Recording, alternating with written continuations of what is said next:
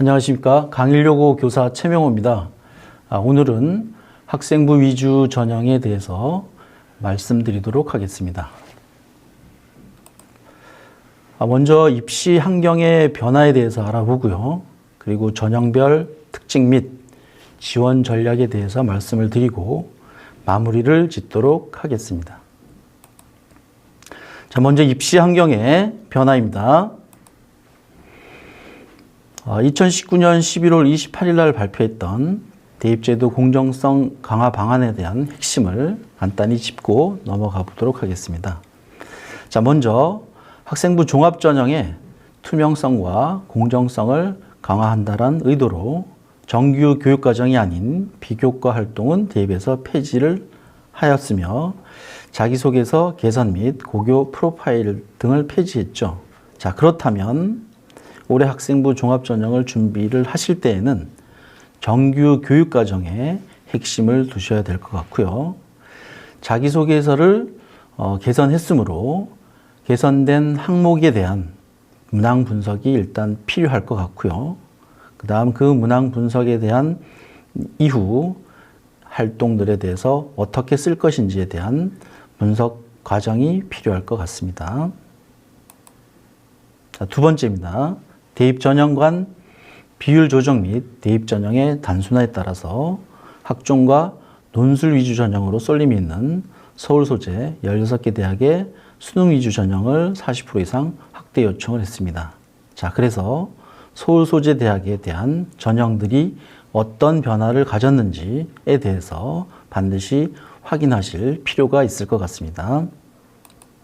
자, 세 번째, 사회적 배려 대상자의 기회 확대와 지역 균형 발전을 위한 사회적 통합 전형 도입으로 수도권 대학 대상의 지역 균형 선발 10% 이상 등을 권고했죠. 그렇다면 수도권 대학 대상 지역 균형은 어떤 식으로 선발하는지 이런 것들에 대한 분석이 반드시 필요할 것 같습니다.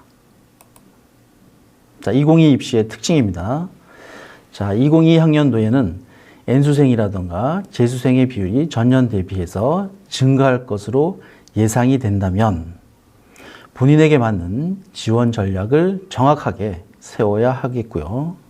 자, 15개 대학 기준 정시 비율이 증가를 했다면 무작정 정시에 지원할 것이다 라는 전략보다는 N수생이 강세인 정시나 논술의 경우 어떻게 해서 지원했을 때 본인의 유리한 점, 불리한 점이 있는지를 반드시 검토한 후에 지원 전략을 짜야겠습니다.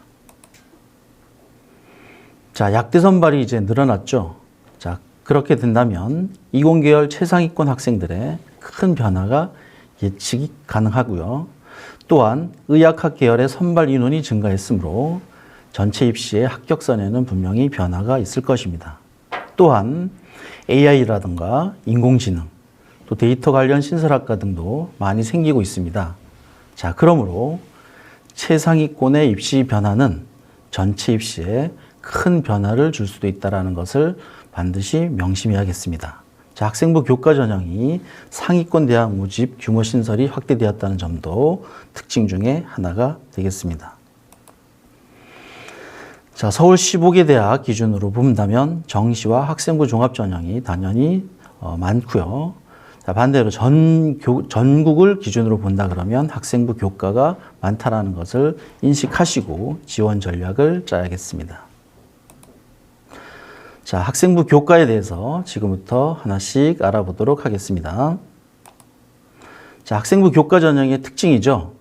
학생부 교과 성적을 50% 이상 반영하는 전형으로 수도권 대학 중에서는 지역 균형을 실시하는 대학들도 생겼습니다. 자, 그렇다면 학생부 교과 성적을 50% 이상 반영하기 때문에 학생부의 교과 등급을 정량 평가하고 또 다른 전형에 비해서 합격 결과를 예측하기 쉬운 특징이 있습니다.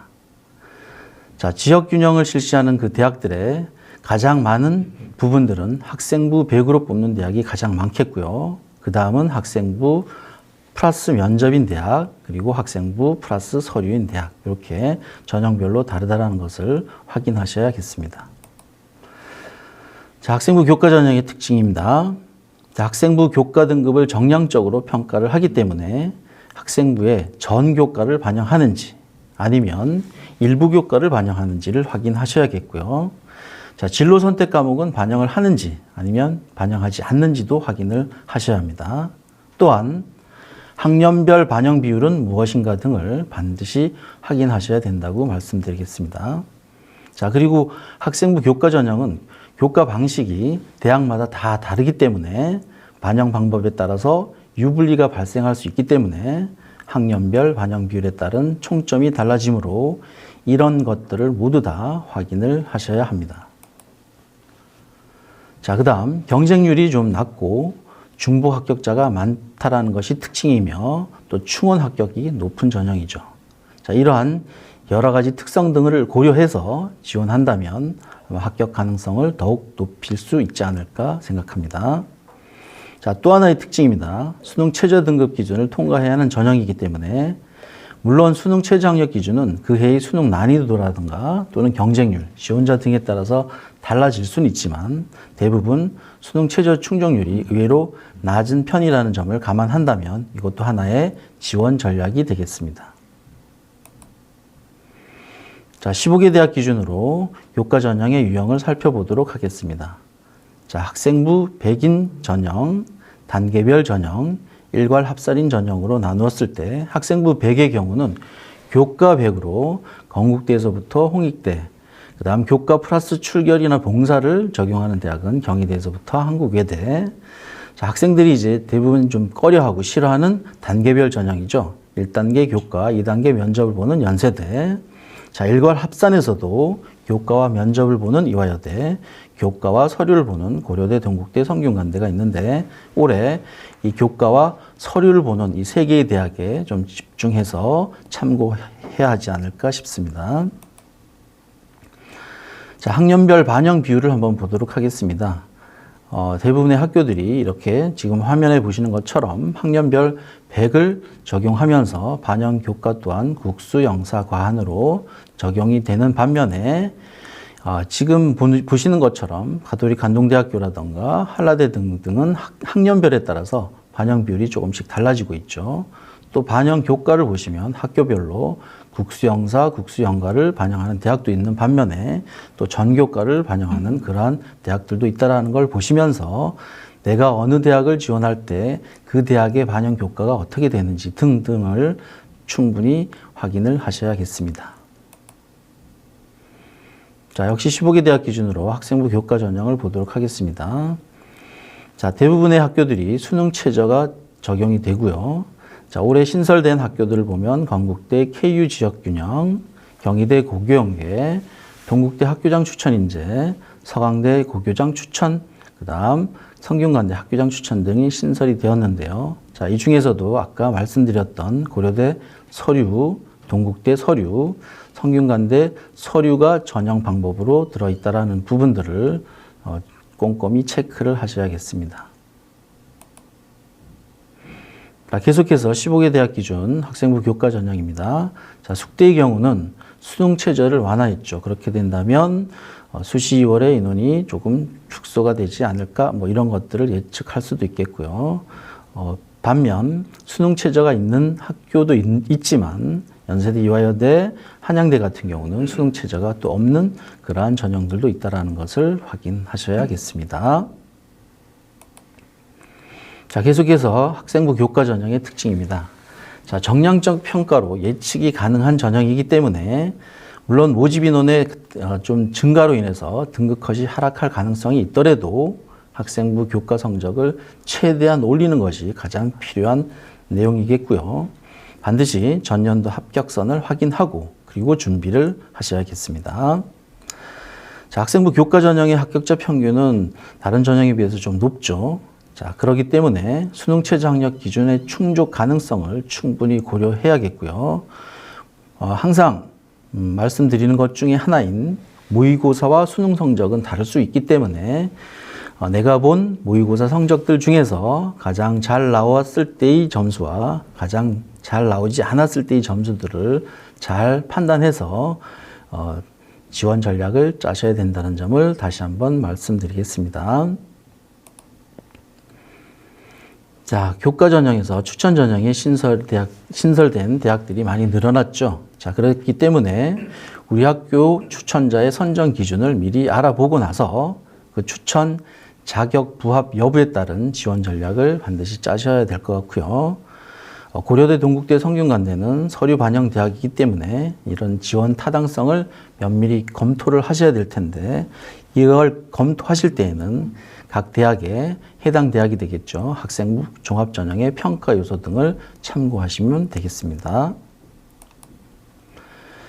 자, 학생부 교과 전형 지원의 수립 과정에 대해서 4가지로 한번 분류해 봤습니다. 제일 먼저 성적을 분석하는 과정이 필요하겠고요. 두 번째, 그 다음에 교과 산출 방식을 어떻게 하는지 이해를 하고 거기에 따른 결과에 따른 분석 과정이 필요합니다. 자, 그리고 수시 대학 지원을 한다 그러면 수시 지원 시에는 합격할 것이냐 불합격할 것이냐에 대한 예측 과정을 담임 선생님과 좀 상담을 하셔야 될 것 같고요. 또 한 가지 지원 시에 고려해야 할 변수 등을 반드시 확인을 해야 합니다. 자, 그러면 이런 것들을 하나씩 세부적으로 한번 알아보도록 하겠습니다. 자, 제일 먼저 학생부 성적 분석 과정입니다. 재학생 기준으로 이제 말씀을 드리면 수시 전형의 학생부 성적은 3학년 1학기까지 총 5학기가 적용이 되겠죠. 자, 대학은 그 학생들의 학생부 성적을 대학에서 사용하는 활용 지표로 이제 계산을 하게 됩니다. 자, 석차 등급을 산출할 때는 시수를 적용해서 등급을 산출하게 되는데요. 제일 먼저 해야 될 일이 뭐냐면 자신의 성적을 아는 것이 가장 급선무겠죠. 자, 이렇게 자신의 주요 교과 등급이라던가 또는 학년별 조합시의 등급을 먼저 알고 그리고 나서 대학별 자신의 위치를 파악하는 것이 제일 먼저 학생부 성적 분석 과정이라고 말씀드리겠습니다. 자, 이렇게 학생부 성적 분석 과정을 감자바 프로그램을 통해서 상담을 하실 때 확인이 가능할 텐데요. 내신 관리에 들어가서 내가 전교과일 때의 등급과 국영수사과와 국영수과 또는 국영수사를 적용했을 때의 등급들이 달라진다는 점을 인식을 하는 것이 가장 중요한 과정 중에 하나입니다. 자, 그리고 학년별 반영 비율에 따라서 1, 2, 3학년 전학년 100으로 적용할 때와 또 1, 2, 3학년의 각 학년별 등급이 달라질 때의 등급들이 달라진다는 부분들도 반드시 확인하실 필요가 있습니다. 자, 이런 것들은 감자바 프로그램을 통해서 확인이 가능합니다. 자, 두 번째, 교과 성적 산출 방식에 대한 이해에 대해서 말씀을 드리겠습니다. 자, 대학 홈페이지에 탑재된 2022 수시 모집 요강에서 이제 교과 성적 반영 방법은 확인하실 수가 있겠는데요. 자, 이때 지원 대학의 교과 성적 산출 방법을 통해서 등급이라던가 또는 환산 내점수 등을 알아야 되는데 이때는 환산 내등급보다는 환산 내점수를 아는 것이 중요하다고 말씀드리겠습니다. 자, 지원 대학의 학생부 교과 성적 산출을 통해서 지원 대학별 자신의 내신 성적 활용 유불리를 비교 분석해야 하는 과정이 산출 방식의 이해 과정입니다. 자, 그러한 그 과정들을 표를 통해서 한번 분석을 한다고 했을 경우 A 대학에서부터 G 대학까지 이렇게 쭉 전형별로 또는 교과 전형 방법을 분류해 놓고 학년별 반영 비율은 어떻게 적용되는지, 그래서 대학별 활용 등급들이 달라진다는 것들과 주요 교과 100일대의 과정 그 등급들이 서로 달라지는 것들을 보면서 그 학생부의 차이를 비교해 보시면 어떤 대학은 유리하고 어떤 대학은 불리한지를 시각적으로 이제 확인을 하실 수 있게 되겠죠. 자, 이렇게 표를 통해서 차이가 난다라는 것을 반드시 아셔야겠고요.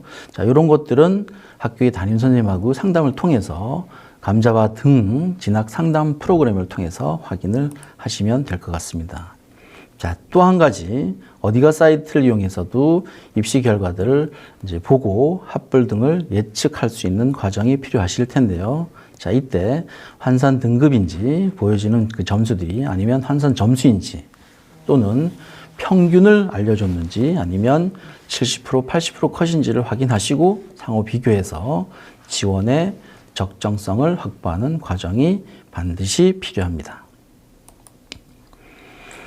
자, 또 한 가지, 담임선생님하고 이제 상담을 하실 때에는 상호 비교해서 지원의 적정성을 확보하실 때에도 감자바 프로그램을 통해서 환산 등급은 얼마가 되는지, 또 환산 점수는 어떻게 되는지, 그리고 우리 학교에서 전체 점수 석차는 어떻게 되는지를 반드시 확인해서 유분리를 확인하는 과정이 반드시 필요하다고 말씀드리겠습니다.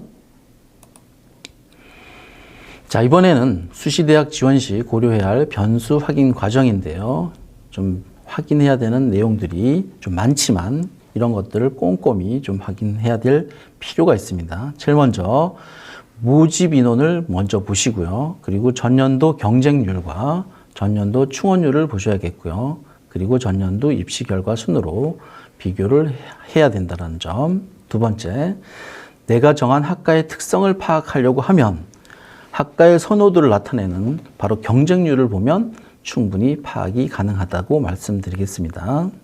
자, 또 한 가지, 원서 접수를 하실 때 가장 먼저 고려할 것은 내가 이 지원 대학이 정시에도 합격할 수 있는지 없는지 이런 것들을 먼저 판단을 하시고요. 또 한 가지, 수시에서 만약에 합격한다면 후회하지 않을 대학인지 이런 것들을 체크하신 후에 6개 원서 접수할 때 먼저 체크해야 될 사항들을 반드시 확인하시길 바라겠습니다. 자, 그 다음 수시하고 정시의 지원대학 높이를 같이 하는 그런 안정적인 지원 전략도 있다라는 점을 아시고, 이런 부분들은 과연 정시 지원대학은 어느 정도가 내 실력으로 되는지에 대한 것들은 담임선생님과의 상담을 통해서 충분히 파악이 가능합니다. 자, 또 한 가지, 전형 방법이 변경되었는지 이런 것들도 확인을 하셔야 되거든요. 그래서 전형 방법이 만약에 변경이 되면 합격선도 바로 변경이 되기 때문에 신중하게 지원을 해야 합니다. 자, 그리고 좀 소홀히 하는 것 중에 하나죠.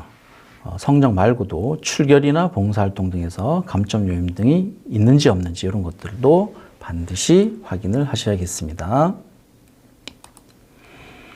자, 올해부터 연세대부터 경희대 등 이런 학교들이 학생부 교과 전형으로 선발을 하죠.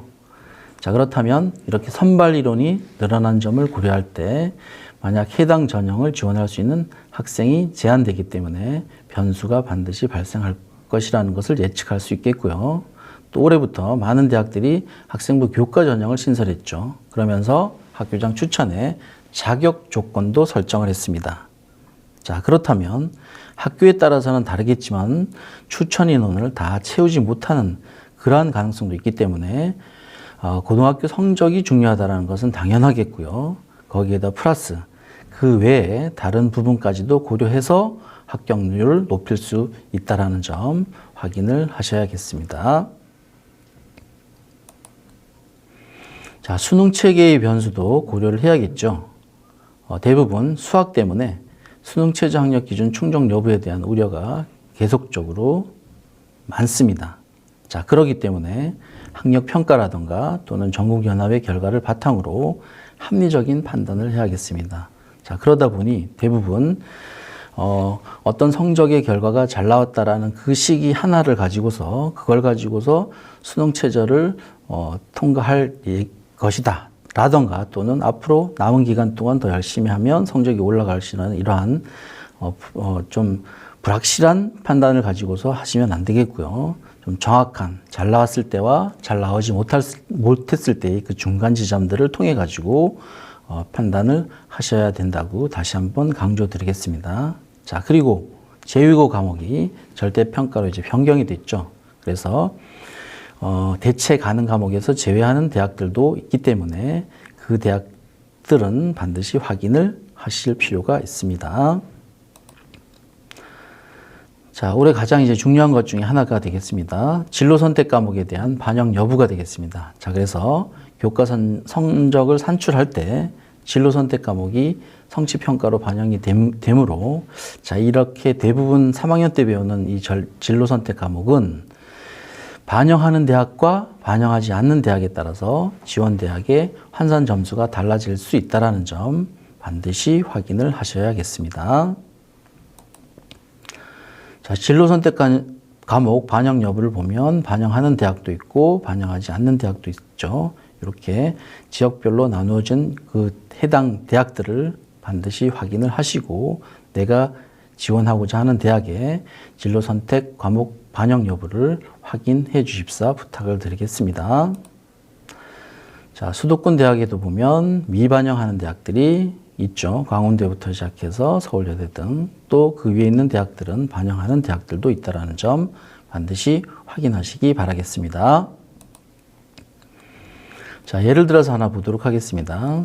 자, 한림대학교 입학 전형 계획인데 이제 모집 요강이 나왔으면 최종 모집 요강을 확인하시면 되겠습니다.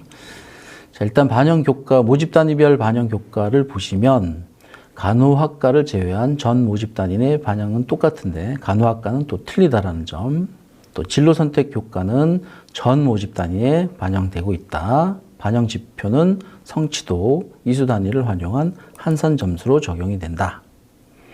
자, 교육과정별 반영 방법을 보면 일반 교과의 경우는 680점, 그다음 진로 선택 교과는 40점, 그다음 비교과 80점에서 총 800점 만점으로 반영 점수들을 산출을 하고 있는데요. 자, 진로 선택 교과목 반영 예시를 교과 우수자 전형으로 본다면 실용 국어의 경우 3단위이며 만약 성취도 A를 받았다 그러면 3단위에다가 성취도 4를 곱한 산출 점수는 12점이 되겠죠. 자, 이와 같은 방식으로 산출 점수 합계를 해서 점수들을 합산한 후에 합계를 낸다는 점 반드시 확인하실 필요가 있겠습니다. 자, 면접이라던가 자소서 제출 여부와 시기 등에 따라서 수험생들에게 부담이 주는 경우가 있죠. 자, 이러한 부담들은 결국 지원율의 변화를 불러오기 때문에 이런 것들도 꼼꼼히 체크하실 필요가 있습니다. 자, 그렇다면 학생부 교과 전형 지원 전략을 한번 알아보도록 하겠습니다. 자, 반드시 전년도 합격선을 확인을 하셔야겠고요. 만약 수능 최저도 없고 면접도 없는 전형이다. 그렇다면 합격선이 굉장히 높게 형성이 되겠죠. 자, 그 다음 두 번째, 수능 최저가 있다. 그런데 전년도의 기준과의 변화가 있느냐 없느냐에 따라서 유불리를 확인을 하셔야겠고요. 내신 성적에 비해서 수능이라든가 비교과에 약점을 보인다. 그런 경우에는 전략적으로 지원을 하셔야겠죠. 그 다음 수능 최저를 충족할 수 있을 때까지 수능에 집중을 하셔야겠습니다. 자, 두 번째 체크사항입니다. 학생부 교과 전형에서 가장 중요한 것은 학생부 반영 교과목이 되겠죠. 그리고 학년별 반영 비율도 있고요. 교과 성적 산출 지표도 있습니다. 또 이수 단위 반영 여부도 있습니다. 자, 또 같은 대학에서 전형명을 달리해서 운영하는 학교들도 있기 때문에 그 전형에 따라서 반영 과목이나 비율이 달라지기 때문에 이런 것들을 하나도 빠짐없이 따져보셔야 합니다. 자, 세 번째입니다. 전 교과를 반영하는지 아니면 일부 교과를 반영하는지를 확인하셔야겠고요. 만약 일부 교과 반영이라면 무슨 교과를 반영하는지도 확인하셔야겠죠. 또 반영 교과가 전 과목인가 아니면 상위 몇 개 과목인가도 확인을 하셔야겠고요. 학년 구분이 없는지 아니면 있는지, 있다면 학년별 반영 비율은 어떻게 다른지를 확인하시고 이수 단위가 반영되는가 등을 모두 확인을 하셔야겠습니다. 자, 그렇다면 학생부 교과 전형 합격을 위해서 어떻게 준비를 해야 될까요? 제일 먼저 전년도 교과 100%의 합격선을 보시고 나의 성적과 이제 비교를 해야겠죠. 그래서 만약 나의 성적이 좀 부족하다 그러면 최저 기준 강화대학 이라던가 또는 모집 인원 증가대학 그리고 면접이 있는 대학 이런 대학들을 좀 지원할 필요가 있을 것 같고요. 만약 면접이 있는 대학이다 그러면 선행학습 영향평가 보고서라든가 또는 기출문제 등을 통해서 학교에서 준비를 하셔야겠습니다. 자, 이제는 학생부 종합전형에 대해서 한번 알아보도록 하겠습니다. 자, 학생부 종합전형의 특징 중 비교과에서 나이스 수상 경력의 같은 경우에는 수시에서는 5개, 정시에서는 최대 6개까지, 즉 다시 말해서 수시에서는 이제 3학년 1학기까지 최종 5개를 적용을 할 텐데요. 이런 것들은 모두 다 학생 또는 학부모님이 결정을 하셔야 되기 때문에 담임 선생님과의 충분한 상담을 통해서 어떤 수상 경력을 선택하실 건지를 좀 심도 있게 고민을 하실 필요가 있습니다. 자, 학생부 종합전형의 특징 중에 하나가 수능의 영향력이 좀 강화됐다는 것을 확인하실 필요가 있을 텐데요. 서울 소재 주요 대학들을 보시면 신설된 대학들도 보이죠. 연세대라든가 경희대, 네오르네상스. 반면에 수능 최저가 있는 기존에 있던 대학들은 그대로 유지를 하고 있습니다. 자, 또 한 가지 자소서가 이제 개편이 되었죠. 그래서 1, 2 항목들이 하나의 항목으로 합쳐진 거. 그다음 1, 2, 3항 1번, 2번, 3번 3개 항목으로 되어 있던 것이 1번, 2번 2개 항목으로 되어 있다는 점. 자, 이런 것들을 이제 확인을 하실 때 먼저 공통문항의 경우는 진로하고 관련한 노력이라든가 학습 경험과 교내 활동 중심으로 글자 수가 1,500자이고 두 번째, 타인과 공동체를 위한 노력과 경험을 통해서 배운 점을 800자로 이렇게 글자 수가 줄어들었다는 이런 점들, 또 대학별 자유문항이 좀 변경되었다는 이런 점들을 확인을 하실 때 일단 중요한 것이 글자 수가 줄어들었다는 점, 이런 것들은 확인을 하실 필요가 있고요. 자율문항은 대학별로 있는 경우가 있고 없는 경우가 있기 때문에 이런 것들은 최종 모집 요강을 통해서 확인하시기 바랍니다. 자, 만약 제일 먼저 자소서를 쓸 경우에 문항을 분석할 때 1번 문항의 경우는 활동을 통해서 변화된 생활이라든가 또는 생각들을 쓰셔야 될 것 같고요. 더 깊게 알고 싶은 점들은 반드시 기록이 돼야 될 것 같습니다. 자, 2번 문항에서는 공동체 활동에 대한 내용을 꼼꼼히 좀 분석을 해야 될 텐데요. 이때 구성원으로서 노력한 점이라든가 리더로서도 실패하면서 배운 점, 이런 것들을 기록한다면 어떨까 싶습니다. 자, 이렇게 문항 분석을 한 다음에 할 일이 있죠. 그 할 일은 바로 뭐냐면 3년간의 활동에서 각 문항과 매칭되는 소재를 찾아야겠는데, 이럴 때는 진로하고 관련한 학업에 기울인 노력, 그 다음 진로하고 관련한 의미 있는 활동, 그리고 세 번째, 공동체를 위해서 노력하고 배운 점 등이 되겠습니다. 자, 이렇게 소재들을 다 찾았으면 그 소재들마다 활동을 하게 된 이유를 적어야겠죠. 그리고 활동 간에 나의 구체적인 역할은 무엇이었는지, 그리고 배우고 느낀 점과 이를 실천하거나 또는 발전시키기 위해서 노력한 점은 무엇인지 등을 메모해서 본인이 가장 잘 어필할 수 있는 소재를 최종적으로 선택하고 자소서를 작성해야 된다고 말씀드리고 싶습니다.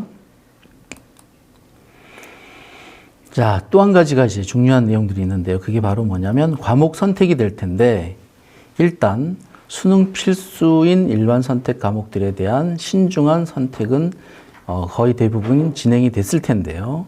거기에 따라서 만약 학종을 대비하는 학생이라면 학종 대비의 가장 기본적인 과목들에 대한 고민들이 필요하실 텐데, 이때 조금 실수하는 것 중에 하나가 바로 뭐냐면 수능 필수 과목을 기본으로 한 학종 대비의 기본 정도에 대해서 신중하고 또 밀도 있는 그러한 준비를 하는 것이 아니라 그냥 더 학종을 준비하다 보니 더 필요할 것 같다라고 판단해서 진로 선택 과목에 대한 추가적인 선택이라든가 또는 심화 활동을 위해서 기본적인 과목들에 대한 고민은 없고 그냥 오로지 심화에 대한 활동들을 보여주기 식의 선택만 한다면 그렇게 큰 장점이라고 말씀드릴 수는 없겠죠. 그래서 다시 한번 말씀드리지만 수능 필수 과목에 대한 고민과 학종 대비에 대한 기본적인 과목들에 대한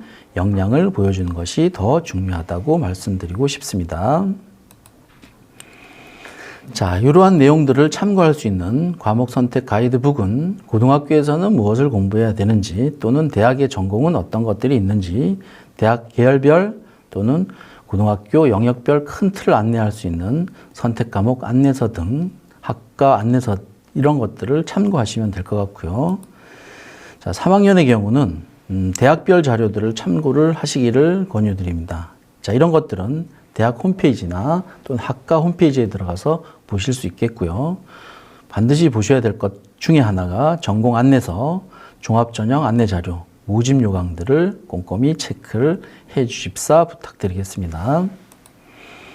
자, 이런 자료들을 읽기가 조금 벅차시고 힘드실 분들은 입학처 홈페이지에 들어가시면 이렇게 진로진학 상담센터에 학과 소개 동영상이 탑재된 학교들이 있습니다. 이렇게 동영상을 이용해서 참고하셔도 된다는 점 말씀드리겠습니다.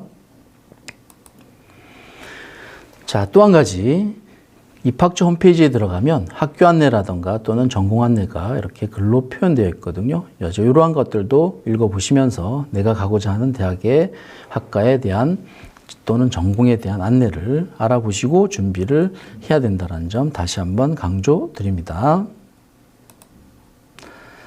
자, 학생부 종합전형의 특징 중에 하나죠. 이제 기록의 변화가 생겼는데 특기사항의 경우는 창체 중에서 이제 특기사항의 경우 글자 수가 줄어들었고 또 미기재 항목도 생겼죠. 자, 이렇게 글자 수가 축소됐으면 과연 대학은 어떻게 평가할 것인가에 대한 고민이 반드시 필요하겠죠. 자, 이렇게 특기사항이라던가 또는 세특, 항목별로 연계가 되면서 학생의 심화된 역량이 얼마나 압축적으로 잘 드러나는가에 따라서 대학의 평가가 이전에 비해서 더 많이 세밀해졌고 중요해졌다고 말씀을 드리겠습니다. 자, 학생부 종합전형의 특징입니다. 서울 지역 15개 대학 학종 선발 인원이 조금 줄어들었죠. 자, 이렇게 인원이 좀 줄어들면 경쟁률은 상승하겠죠. 이렇게 경쟁률이 상승되면 선발 기준을 강화할 수밖에 없겠죠. 대학의 입장에서는. 자, 그러므로 선발 기준에 맞는 선명한 학생부 관리를 철저히 해야겠습니다. 자, 또 한 가지 수능 최저 충족 가능성을 확인하시고요. 아무래도 재학생에게 다소 유리한 전형일 수 있기 때문에 이러한 특징들을 잘 보시고 충족 가능성 등 여러 가지 등을 체크를 하셔야겠습니다. 자, 또 한 가지 합격생들의 내신 범위를 보면 그 내신 범위의 분포가 조금 넓게 포진되어 있을 것입니다. 그렇다면 합격자의 평균 등급을 보고 적극적으로 공략할 필요도 있다라는 점 말씀드리고요. 자, 최근 들어서 이제 학종 준비를 고1 때부터 대부분 철저히 준비하는 학종형의 학생들이 이제 많아졌죠. 자, 그렇기 때문에 경쟁력 있는 나만의 특색 있는 학생부를 만들지 않고서는 지원했을 때 좋은 결과를 얻는다라는 것은 좀 힘들다고 보시면 되기 때문에 특색 있는 학생부를 만들어서 지원하는 전략을 반드시 짜야 합니다. 자, 서울 지역 대학별 학생부 종합전형을 보시면 모집 인원이 대부분들 좀 줄어들었죠. 그러면서 수능 최저가 없는 전형들도 많다라는 점 말씀드리고요. 자, 지금 또 보시는 것처럼 수능 최저가 없는 학교들도 있는 반면에 또 수능 최저가 있는 학교도 있다라는 점을 말씀드리겠습니다. 자, 대부분 또 수능 최저가 없는 학교들이 많은 반면에 홍대의 경우는 자율전공에서 수능 최저가 있다라는 점 확인하셔야겠습니다. 자, 학생부 종합전형 지원 전략입니다.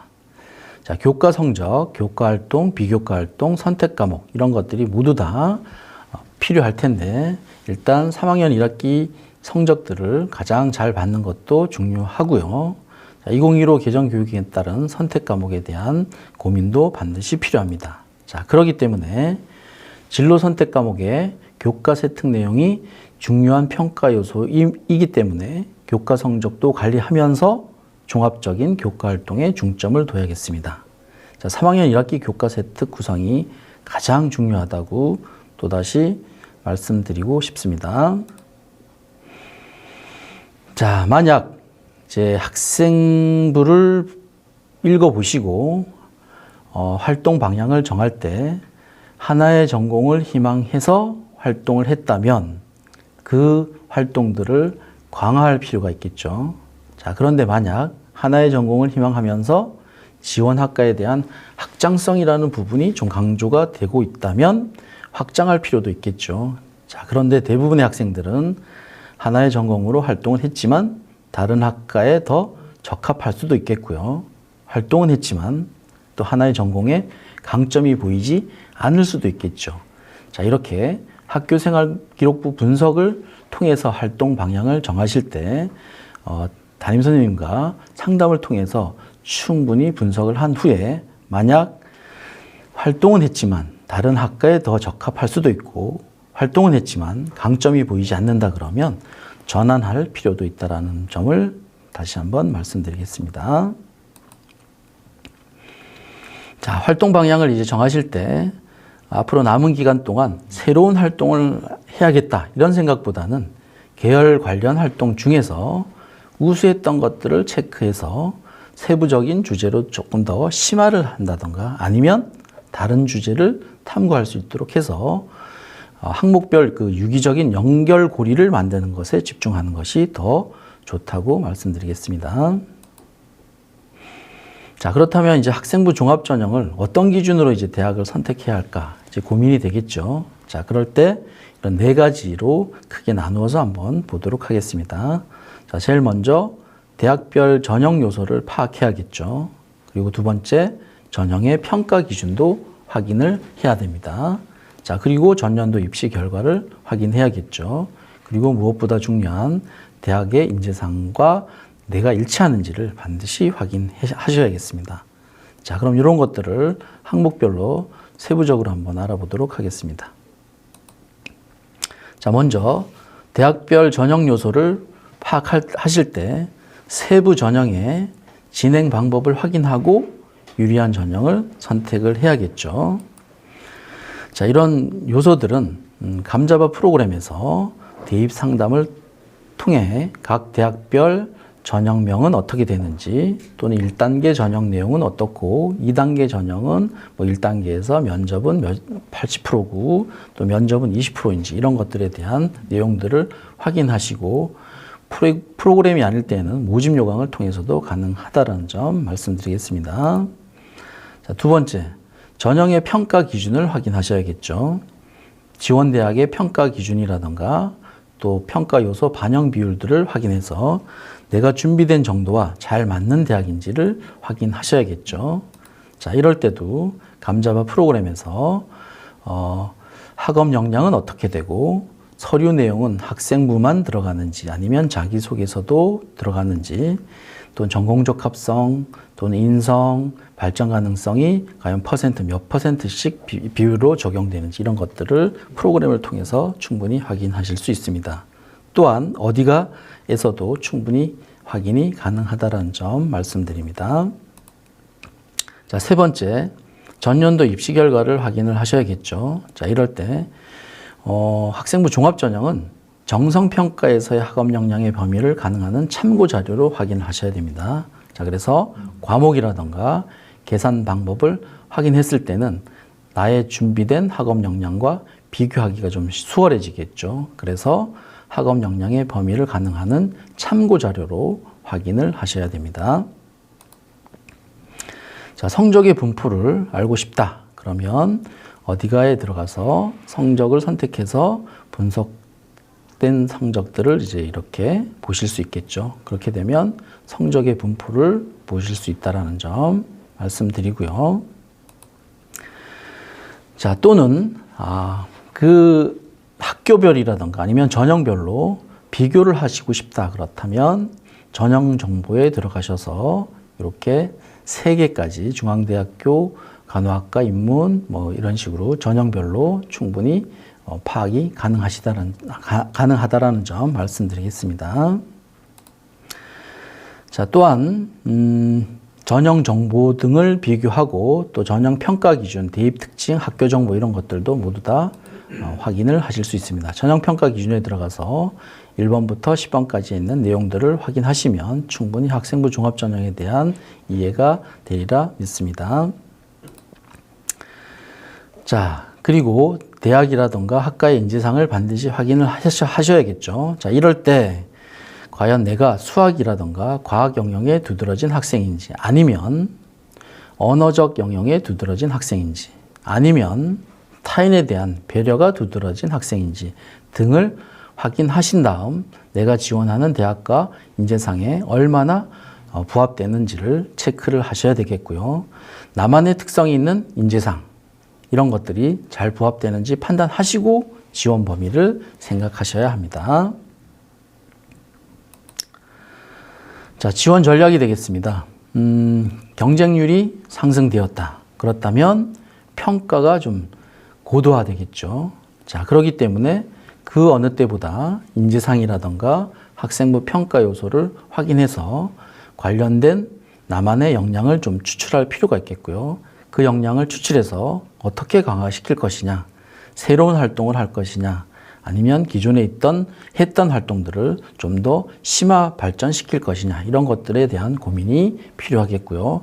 이러한 역량들을 추출 강화시켜서 본인의 우수함을 보여야 평가에서 좋은 결과가 있을 것으로 예상됩니다.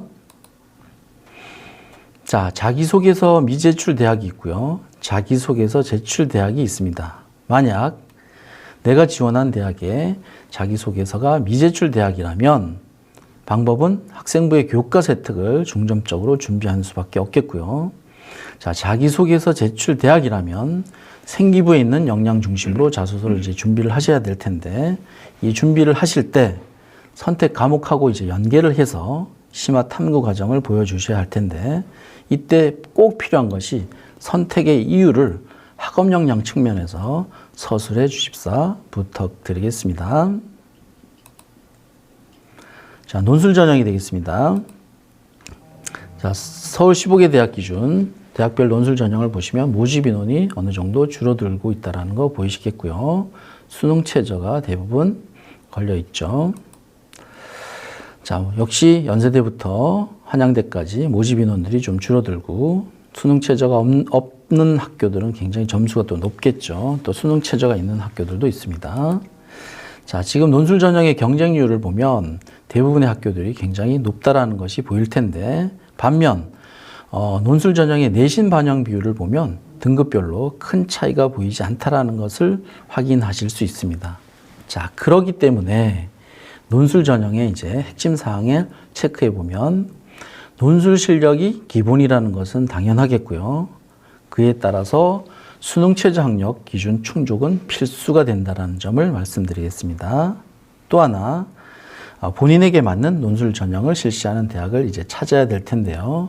이럴 때는 지원 대학의 기출 문제로 준비를 하고 확인을 해야 된다는 점 말씀드리겠습니다. 자, 수능 최저 학력 기준 달성 여부가 큰 관건이 되겠고요. 논술 전형의 모집 인원이 줄어든다는 것 앞에서 보셨습니다. 그렇다면 분명히 경쟁률이 상승될 텐데, 여기에 재수생이라든가 인수생이 또 들어오겠죠. 그렇다면 논술 점수가 상승된다는 것이 결국은 다른 것이 아니겠죠. 결국은 논술 역량을 강조할 수밖에 없다는 거 말씀드리겠고요. 대학별이나 유형별로 내가 적합한지 그런 적합성 판단 반드시 필요합니다. 이럴 때도 기출문제를 통하면 될 것 같고요. 그 다음 계열별로 시험들이 다 틀리기 때문에 계열별 준비가 필요하겠습니다. 자, 마무리를 한번 해보도록 하겠습니다. 이제 각 학교마다 대학 홈페이지에 모집 요강이 탑재된 학교가 있고 아직 탑재되지 않은 학교들도 있을 텐데요. 입시에 대한 가장 기본이라고 말씀드려 있는 모집 요강을 보셔야 되는데, 어떤 전형이 있는지, 또 전형의 차이는 무엇인지, 또 유불리가 궁금하고, 또 준비는 어떻게 해야 되는지, 이런 것들이 궁금하다면 그 대학의 입학처 홈페이지에 들어가셔서 검색을 하시면 되겠습니다. 자, 만약 모집 요강이 아직 탑재되지 않았다 그러면 전형 계획이라는 것을 확인하시길 부탁드리겠습니다. 자, 모집 요강을 읽는 순서에 대해서 말씀드릴게요. 제일 먼저 본인이 궁금한 전형이 어디에 있는지 이런 것들은 목차부터 확인을 하셔야 됩니다. 그래서 목차를 보시고 내가 지원하고자 하는 전형이 몇 페이지에 있는지를 먼저 보셔야 되겠고요. 또 그 다음 보셔야 될 것이 뭐냐? 내가 지원하고자 하는 모집 단위가 있는지 없는지를 확인해 주셔야겠습니다. 자, 그 다음 내가 지원이 가능한지 안 한지 지원 자격을 확인하셔야겠고요. 그리고 중요한 전형 요소를 보셔야 되는데 그 전형 요소를 보면서 어떤 것이 필요한지를 체크하셔야 되겠습니다. 자, 예를 들어서 하나 보도록 하겠습니다.